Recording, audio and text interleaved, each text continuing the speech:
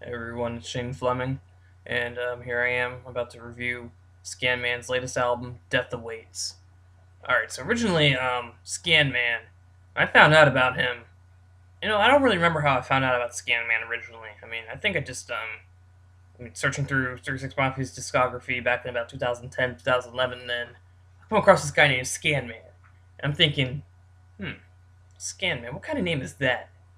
And then his music grew on me, and I found, his what was the name of that EP? His original EP with Electromatic, Rage of Innocence. His Rage of Innocence EP, and the song Electromatic really stuck to me, and I thought, it's very catchy, pretty different. Sounds a bit like 3-6, and I find out that originally he's with the 3-6 Mafia. So basically, Scan Man. He was originally with the 666 Mafia, and the first song that I know of that he's on, correct me here if any of you guys know, there are any songs he was on before this, was Runnin' Lip, which featured K Rock and MC Mac. It was on DJ Paul and Juicy J's Spring Mix from 1995. Now, this song Running Lip, it's very simple, and it's just a song, so nigga step up if you know you got the guts. For my 9mm something. I mean, I cannot recall the hook word for word, but first person to rap on that song is Scan Man. And man, I don't know how old he was, but he sounded pretty young. He sounded like he was probably just about a kid. And wow, he was still killing it when he was younger with the six.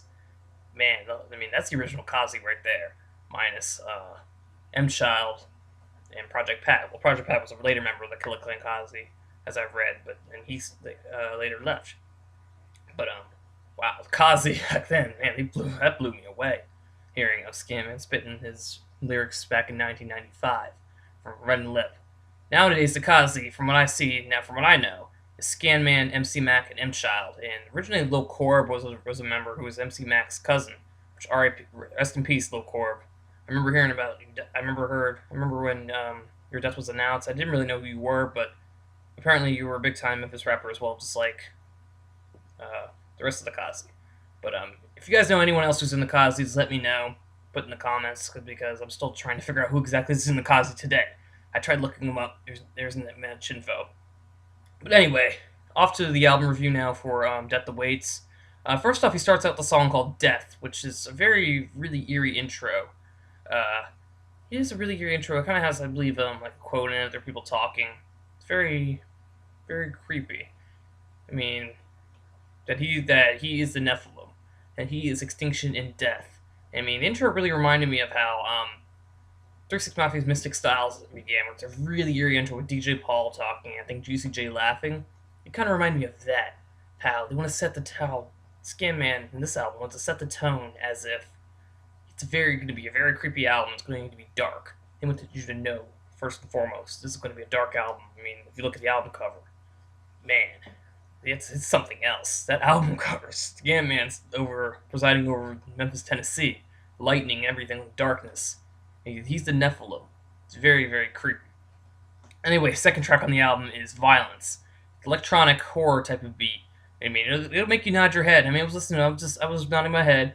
I mean, I could feel the bass bumping. It'll make your speakers bump too. So if it's system in your car, you're gonna feel it. I mean, this whole album is very creepy. But I mean, he came in with a fast rap, something I haven't really heard from Scanman. I'm not really used to him rapping very quick, but he did it. He did it here on the song Violence. He just ripped it. Just started it off strong. I mean, starts off strong and continues the whole strong flow. It's great. Then after Violence, we have Horrorfest with Lil White. Oh my gosh, Lil White. I didn't even think he was into horrorcore, but I mean, hey, if you're with the six, you probably are down with the horrorcore, the whole scary stuff, the whole spooky stuff right there, Lil White. And welcome to his Horrorfest. I mean, man, Lil White was on some classic 666, 3-6 Mafia flow from the 90s. I mean, he was just a little boy then, but he was on it. Man, he surprised me with that flow. I mean, I need you to say, man. I mean, he really loves. I mean, he's like, where's Lord Infamous? Where's Lord Infamous right now? I mean, as you guys know, rest in peace, Lord Infamous. I mean, he's up there in the sky, man. We're still praying for him. We still think about him. I mean, his birthday's coming up soon, but man, he's like, where is Lord Infamous? He'd love to see somebody bleed. Because you know that's how Lord Infamous the Scarecrow is, aka Kaiser Soze. Those other nicknames are the mystical one. Man, if he was still around, I'm pretty sure, I have no doubt in the back of my mind that he would have been featured on this album as well, Scantman, because that was Scantman's homie as well. They were cool.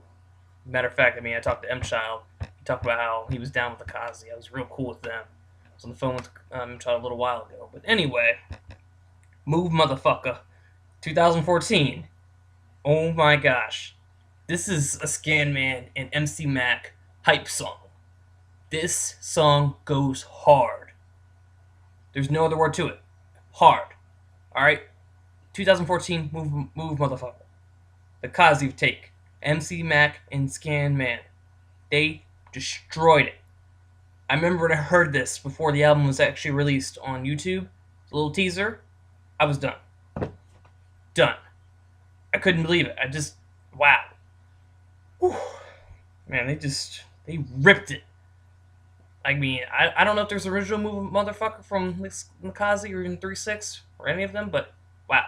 They just destroyed it. And my first thoughts were, so they're able to rip it. But there are other rap groups out there today like Migos and them. I mean, I hate putting rap groups' names out there, but who attempt this flow on a beat, try to get it all hype. See if we can put some elbows in there, Move Motherfucker. I mean, they just ripped it. MC Mac and Scanman destroyed this track right here. I mean, check it out. I mean, and Scanman just really threw in some qualities of getting buck and his horrorcore. He was able to tie together the music that Memphis people listen to get crazy. I mean, tear the club up. That's what it reminded me of a little bit. Tear the Club 97. I mean, my gosh. This could, with the proper remix, this could be a club mix, but I think you should be careful, but it's a great song. Move Motherfucker. I mean, Scanman just ripped it, as I keep saying. I mean, I can't help it, but he kept saying it. I mean, I really think if Scanman and MC Mac really put forth with the Mafia 6, I think they could make a really good remix because, like I said, this reminds me of Terror Club 97, but it's just Scanman's take of it, where it's very, very hyper. But it's just hard horrorcore, and hip hop and trap music. I mean, this whole album is a trap, like horrorcore album. Well, anyway, after that, then there was a song "Fuck It Up," which starts off really soft. I mean, you really think, okay, what's going on here? It's soft, and then the bass drops, and Scanman just rips it up. Again, he drops his hardcore lyrics, just tearing it up all the way. I mean, Scanman did not let up easy on this album at all. He did not have one song where he went soft or decided to let up. It just, because death awaits, and you know it's coming. Man. After that, there was a song called Wolfpack, featuring LeChat. Let me tell you, Wolfpack, Scanman was on his dog shit right here. My bad, pardon me, but he was on his dog shit right here. Just like he reminded me of DMX. I mean, with all his barking and stuff, and like, ow, ow, like all those noises and howling. With the chat, tight. But with the Wolfpack, they're gonna pack their automatics. This was tight with the chat. She was made for this track. Scanman was made for this track. They were just flawless. I couldn't believe when I heard it. I just thought, oh man, is this what they're coming with now? I mean, I thought it was gonna be a dumb song when I heard all the wolves and dog howling noises, but no.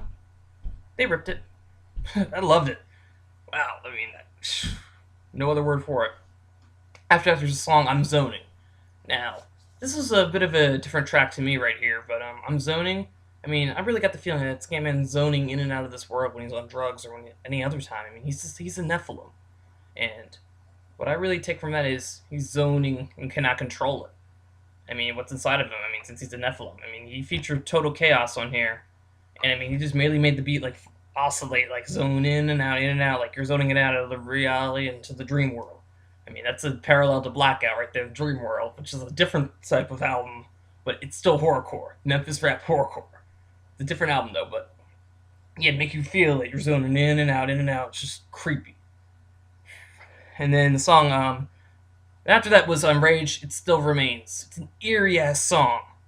The synths, I mean, you got some synths like coming later on that kind of remind me of playing the Nintendo 64 and the Super Nintendo back when I was younger. And the creepy synths, I just thought, whoa. Now we're going back to the classic Triple Six days back in the '90s when all his horrorcore was new. He just, man, as usual. I mean, hard song still. Then the song "My Thoughts." He kept it real in the song. I mean, this is the realest issue ever wrote, ever spoke. He did, talking about life. I mean, he just like opened up to how he was really feeling on the inside, and about how his life really is. I mean, it really hit me a little bit and thought, oh wow, and just made me think a little bit. I mean, it's a song that's a little bit thought provoking, but it just makes you see that Scanman is thinking on the inside a little bit. And then after that, the song, the song, "Devil's Door" featuring Phoenix Benjamin. This is something different right here. I mean, I really took away from this that he's drawing the parallel between fine line between life and death, and how every day we live a fine line between life and death. How any day could be our last. It just hit me a little bit hard, and I mean, and the course is the hook goes. I mean, it's like one. I mean, it's like 4 steps to a breakdown, 3 steps from my grave, 2 steps from the center, 1 step closer to the devil's door. I mean, I really chopped it up there, but it sounds different in song form. But he just, I mean, him and Phoenix Benjamin playing the guitar and singing, it was a flawless song. I really loved that song. And the acoustic guitar, the electric guitar, hit that fine balance between the two being used in a rap song. It's very, very soft, but it was hard. I mean, it just make you feel nice and soft. That just hit. It'll hit you. Like if you hear really hearing it, you'll feel it in the inside. I mean, for me, it hit me hard. I thought, wow, that's pretty down pat. It's pretty soft, but I mean, it was hard at the same time. It just had a soft beat. All right. Then the song "Do What Thou Wilt." It was just a bumping track. Talk about the death is the innocence of war, essence of war. There wasn't really much I could get out of that song, but good song. Pretty much straightforward, what it is. And then the song "Moneybags." All right, this is where the tone changes. You have M Child asking where say "Money bag, where they at? Where they at?" I mean, for a second, he sounded like 2 Chainz. That's no insult to M Child. M Child has that flow where, I mean, M Child, like I said, I talked to him on the phone about a month or two ago, and he has a different type of voice, kind of a higher voice, but that's not a problem.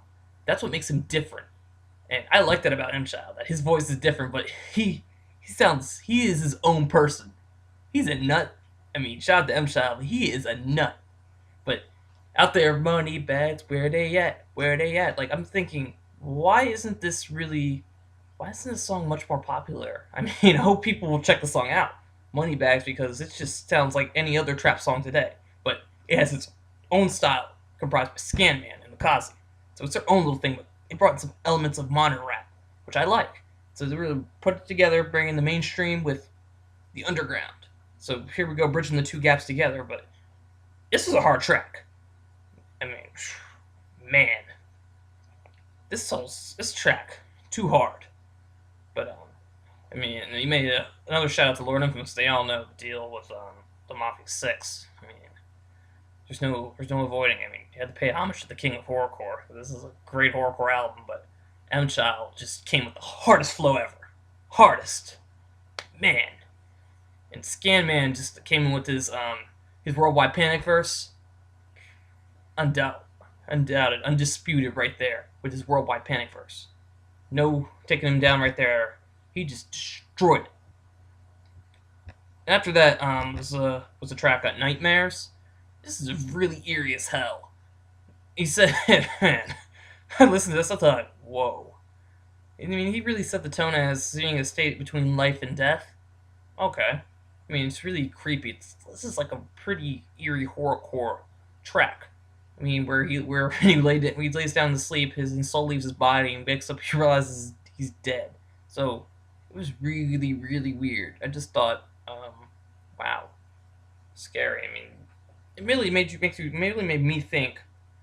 So sleep is a state between life and death, but so we're one step closer to death that way too, which comes back to the whole point of the album, "Death Awaits."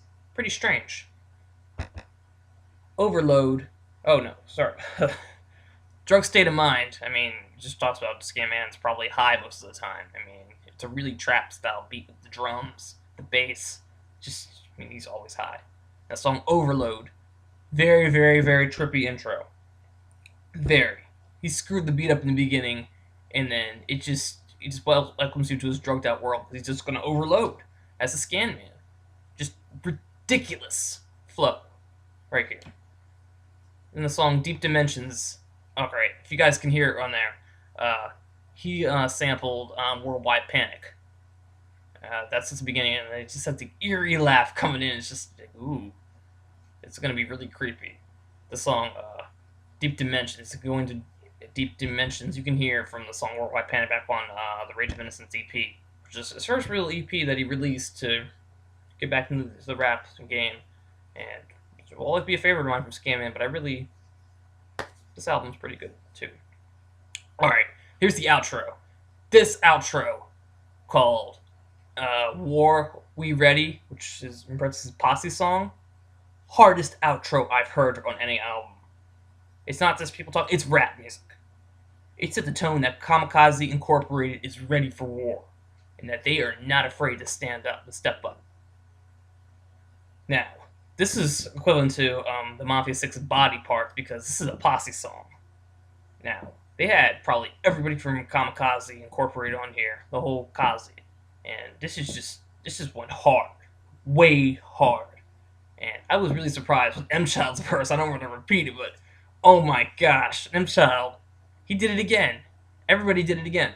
M Child, Scamman, MC Mac, all of them, especially M Child. He just ripped it, but Scamman did it too. He just ripped it straight. And then here's what really surprised me. I mean, the whole beat is just nuts. But anyway, when I was listening in it, then I was listening. I'm like, that person's voice sounds familiar. And the next thing I know, Lil Jin is on the track. Now, for you guys who know who Lil Jin is, he was a little boy rapping with the 3 6 Mafia on some of their underground tapes, and then he made a small appearance on Mystic Styles on the song. What is it called? Back Against the Wall. He was featured just a little bit on there, but Lil Jin, he was just a little boy with 3 6. Man, I couldn't believe it. He's all grown up. He's now rapping with the Kamikaze. I mean, jeez. I mean, I still don't know who all the features are on that song, but if any of you guys know, please let me know. This is just an insane song. It's a hard song. I mean, introducing the entire Kazi. It's letting you know this is not the end. This is just the beginning for what Kamikaze has to offer. Because I know Scamman is going to be releasing more tracks. I know M Child has his album coming up called By My Damn Self. I know he made I believe he made a reference to it. Yeah, he made a reference to it on that song, which he said made by my damn self. I mean, he just said by my damn self. I mean, within there, that's a reference to his upcoming album. If you guys don't know, M Child has one coming up, so keep a lookout for it. I mean, ask him yourself if you know him personally. I mean, I asked him, he talked about it. But overall, the song War We Ready is basically a Kamikaze introduction, introducing everybody who's in the group. Really hard and just great outro. I think it was a great way to end Death Awaits by Scamman. So anyway, for this album, I really have to give this a 9 out of 10. I mean, this is just probably the best album I've heard all year when it comes to underground rap and mainstream rap. It was just a fine balance between horrorcore, underground, and mainstream, and just hip-hop and trap music. He just brought all the elements together and really appealed. I mean, I think Scamman's really becoming better because hearing his... I keep forgetting the name of that dang EP. Oh, yeah, Rage of Innocence EP. Hearing that, wow. He has come a long way. I mean, not saying that EP isn't good, but it was great. It was pretty good. It was pretty good for him releasing music for the first time in probably a while on his own. Well, as a single album. And yeah, great album from Scamman. Yeah, 9 out of 10. I have to say, I'm looking forward to more projects from all of them, and it's going to be great. I can really tell. From the Kamikaze and MC Mac and Scamman, all of them are working hard to really put their names out there. But definitely give them a look, check them out. And I think they really did well by teaming with Lil White music on this one. Because Lil White, his music, he learned a lot from Paul and Juice right there. I mean, they just taught him well. So anyway, this was the album review for Scamman Death Awaits. Give it a 9 out of 10. Great album on Kamikaze's label and White Music. I'm Shane Fleming, and I will be coming up with another album review. And keep a lookout for the upcoming live discussion with the Cool 1843. We will be having it on November 27th at, well, the time is to be determined, but November 27th, no, sorry about that, November 26th, my bad. That'll be the day before Thanksgiving, probably about 6 or 7 o'clock, 7 or 8 o'clock at night, Eastern Standard Time. That'll be New York time, so just hit me up on my Google Plus account or YouTube, or even hit me up on Twitter at SSF156. That again, my Twitter account is at SSF156. Feel free to follow me, ask any questions, any feedback, and I'll make sure to get back to you. Thank you. Thanks for watching.